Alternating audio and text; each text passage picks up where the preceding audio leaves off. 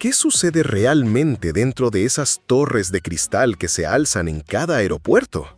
Para muchos, la imagen es la de alguien que simplemente autoriza despegues y aterrizajes con una frase por radio, pero esa es apenas una fracción de una realidad mucho más compleja.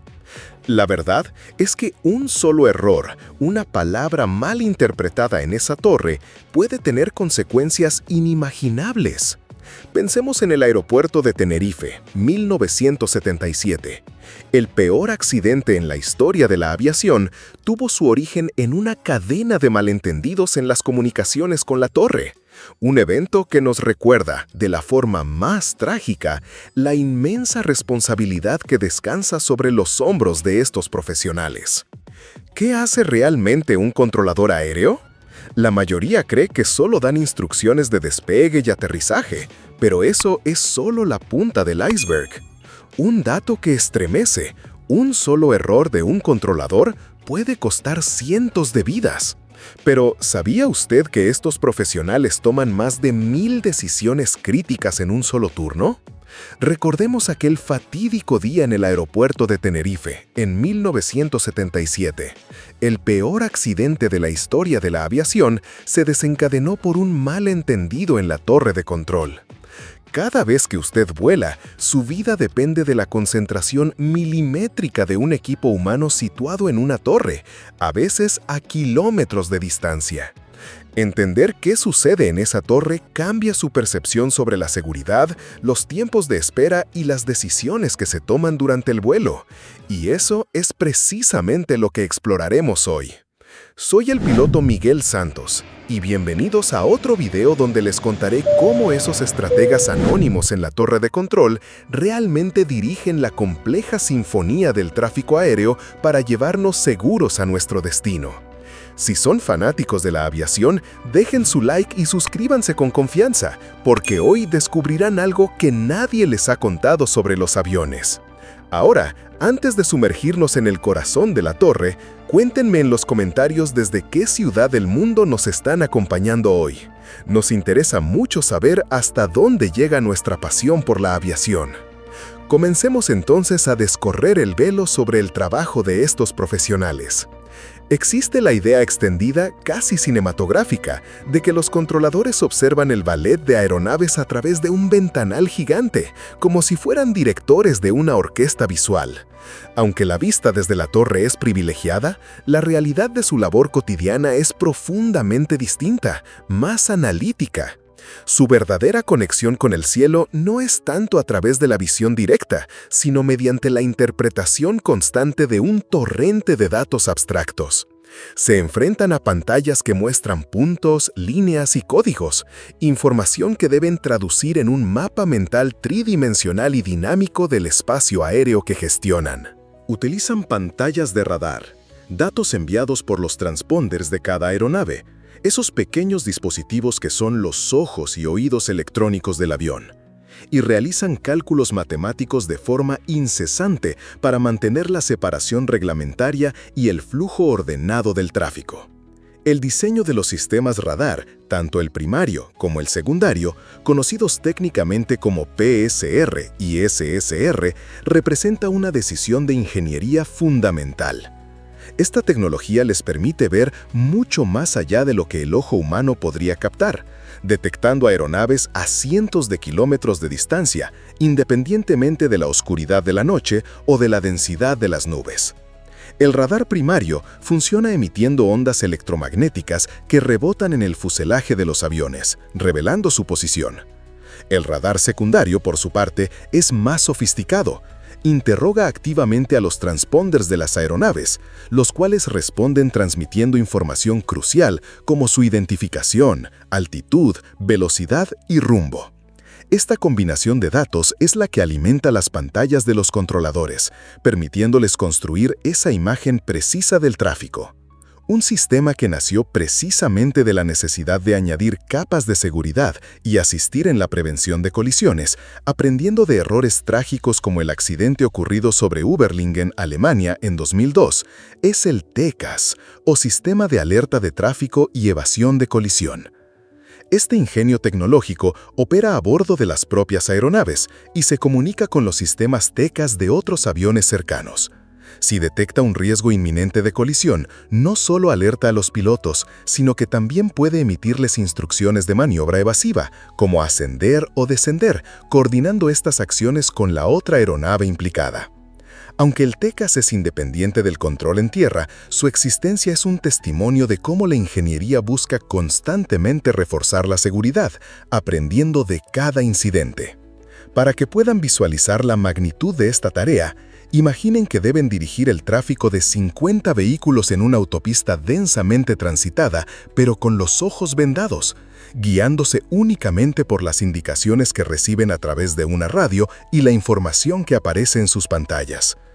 Es una labor que exige una concentración extrema y una capacidad de procesamiento mental extraordinaria, segundo a segundo.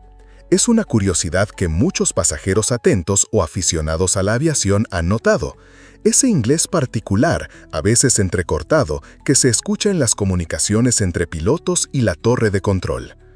Una percepción habitual es que los controladores o los pilotos de ciertas regiones podrían tener un mal nivel de inglés o un acento muy marcado.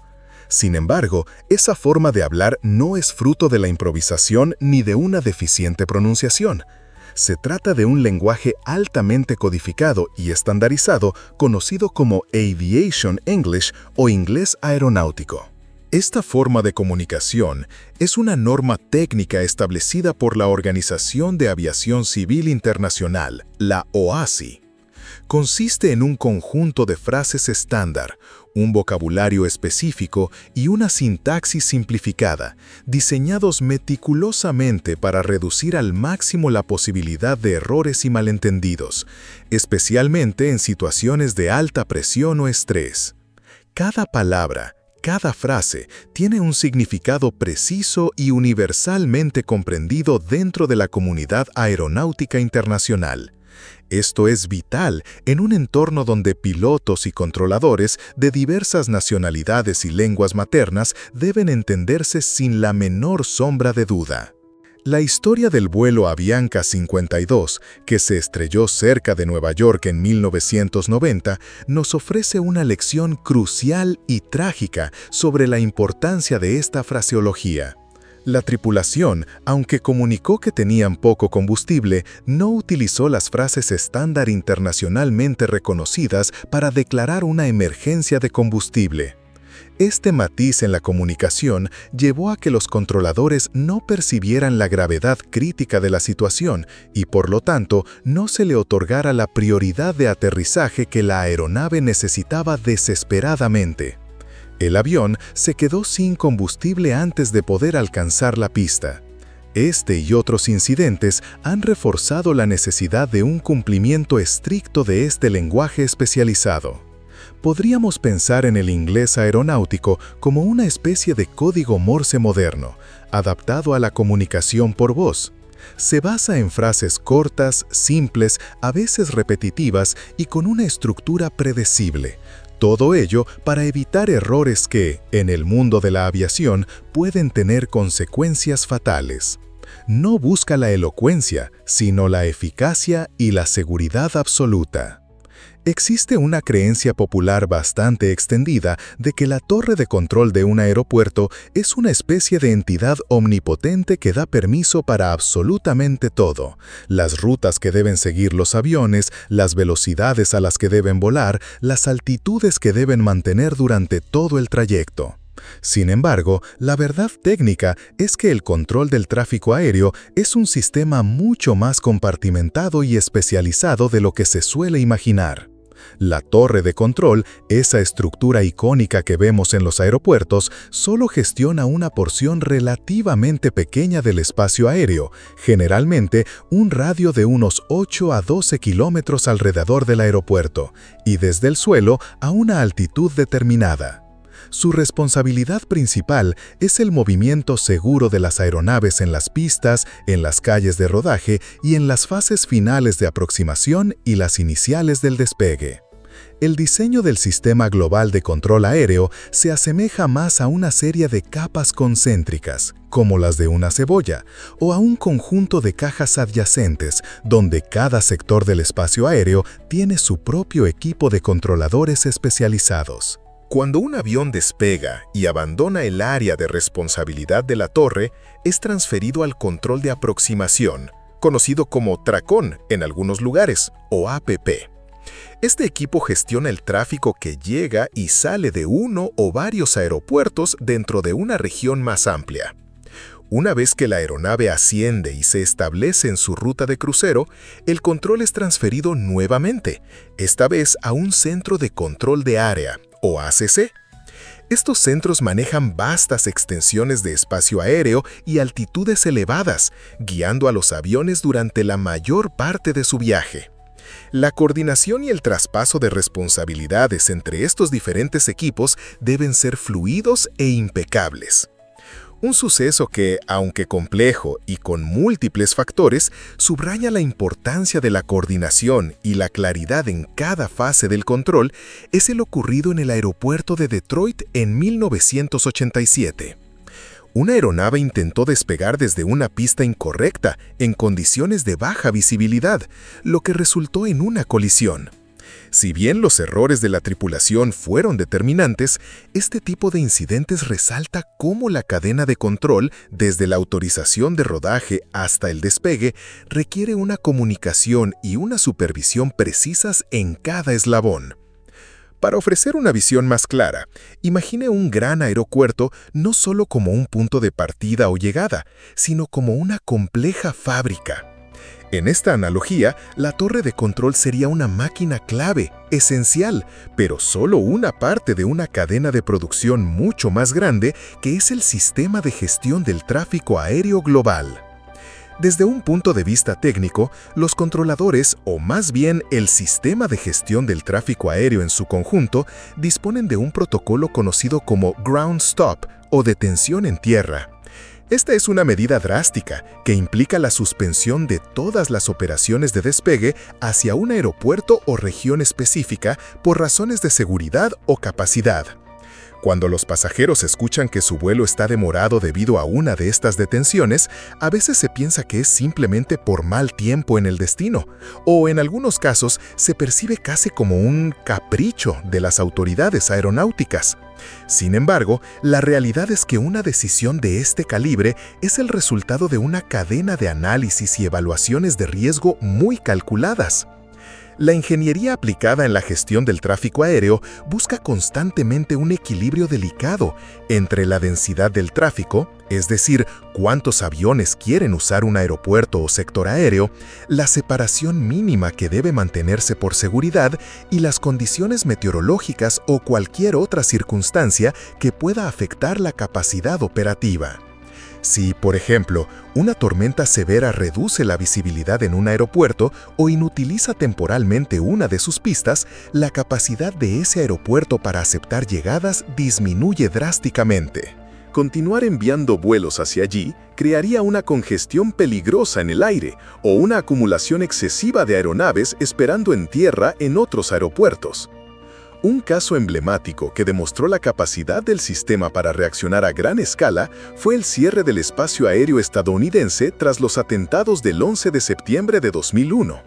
En cuestión de horas, la Administración Federal de Aviación, la FAA, ordenó que todos los vuelos comerciales y privados en el espacio aéreo de los Estados Unidos aterrizaran en el aeropuerto adecuado más cercano. Los controladores aéreos de todo el país se enfrentaron a la tarea sin precedentes de gestionar y desviar de forma segura más de 4.000 aeronaves en menos de 2 horas. Fue una demostración asombrosa de coordinación y profesionalismo bajo una presión extrema. Podríamos visualizar esta función como la de un director de orquesta que, al detectar una serie de notas discordantes o un problema con una sección de instrumentos que amenaza con arruinar la sinfonía completa, toma la decisión inmediata de detener la ejecución para evaluar la situación, corregir el problema y asegurar que la música pueda continuar de forma armoniosa y segura. La prioridad absoluta es siempre la seguridad integral del sistema. Hay una particularidad en la profesión de controlador aéreo que suele ser poco conocida por el público general. La edad de retiro obligatorio es significativamente más baja que en la mayoría de las otras profesiones técnicas o liberales. Es común que se piense que, al estar sentados y trabajando en un entorno climatizado, su labor no es tan estresante físicamente que otras. Sin embargo, esta percepción no podría estar más alejada de la realidad de la carga mental y la tensión psicológica inherentes a este trabajo. Desde una perspectiva fisiológica, el cerebro humano, por más entrenado que esté, enfrenta un desafío considerable al procesar de manera continua un volumen tan alto de información crítica, bajo una presión constante de tiempo y con consecuencias tan graves ante un posible error, durante jornadas de 8 horas diarias, año tras año. La necesidad de mantener una vigilancia interrumpida, de tomar decisiones en fracciones de segundo que afectan directamente la seguridad de cientos de vidas y la responsabilidad que ello conlleva, genera un desgaste acumulativo considerable. Por esta razón, las regulaciones aeronáuticas en la mayoría de los países establecen no solo límites estrictos a las horas de trabajo y periodos de descanso obligatorios, sino también una edad de jubilación más temprana, que suele rondar los 56 años. Esto busca garantizar que los profesionales en activo se encuentren siempre en plenas facultades psicofísicas. El incidente ocurrido en el aeropuerto de Linate, Milán, en 2001, donde una densa niebla y una serie de factores concatenados, incluyendo posibles elementos de fatiga y confusión en la cadena de decisiones, contribuyeron a una colisión en tierra, es un sombrío recordatorio de cómo el factor humano, incluso en profesionales altamente capacitados, puede verse afectado por condiciones extremas o un desgaste prolongado. La fatiga, el estrés crónico, pueden mermar la capacidad de atención, el juicio y la velocidad de reacción. Para entender la intensidad de su labor, podríamos compararla con jugar una partida de ajedrez a alta velocidad, pero no una, sino 40 partidas simultáneas, donde cada movimiento debe ser preciso y anticipar el de los demás, y donde cada error, por mínimo que sea, tiene el potencial de ser fatal. Es una profesión que exige no solo una pericia técnica impecable, sino también una extraordinaria fortaleza mental y una capacidad innata para gestionar el estrés de manera eficaz. El bienestar del controlador es, en última instancia, una garantía para la seguridad de todos los que volamos. La próxima vez que usted se encuentre en un aeropuerto, esperando para embarcar o ya en vuelo, mirando por la ventanilla, recuerde por un momento lo que hemos compartido. La torre de control no es simplemente un faro o un semáforo aéreo, es el epicentro donde cerebros humanos altamente entrenados se enfrentan a los límites de la física, a complejas regulaciones legales y a una constante presión emocional. Todo ello en tiempo real, para que nuestro viaje sea posible y, sobre todo, seguro. Ahora usted entiende un poco mejor que los controladores no solo ven aviones, gestionan e interpretan un flujo constante de datos invisibles, información que correctamente procesada se traduce en decisiones que salvan vidas y mantienen el orden en un cielo cada vez más transitado. Y esto tiene un impacto práctico en cómo percibimos nuestra experiencia de vuelo. Esos retrasos que a veces nos frustran, esos desvíos inesperados, raramente son fallos caprichosos. Son, en su inmensa mayoría, decisiones deliberadas, tomadas precisamente para priorizar su seguridad y la de todos a bordo, basadas en la información y los protocolos que hemos explorado. Si este viaje al corazón de la torre de control le ha parecido fascinante y desea seguir descubriendo los intrincados secretos y las maravillas de la ingeniería aeronáutica junto a nosotros, no olvide dejar su like, suscribirse a Aerosecretos y activar la campana de notificaciones para no perderse nuestros próximos videos. Su apoyo nos permite seguir creando contenido como este. Y una última reflexión que quizás le genere curiosidad. ¿Sabía usted que existen aeropuertos, algunos incluso con un tráfico considerable, que operan de manera segura sin una torre de control física? En un próximo video entenderemos cómo es posible esa aparente contradicción y qué sistemas lo permiten. No se lo pierdan. Gracias por acompañarnos una vez más en Aerosecretos. Nos vemos en nuestro próximo vuelo de conocimiento.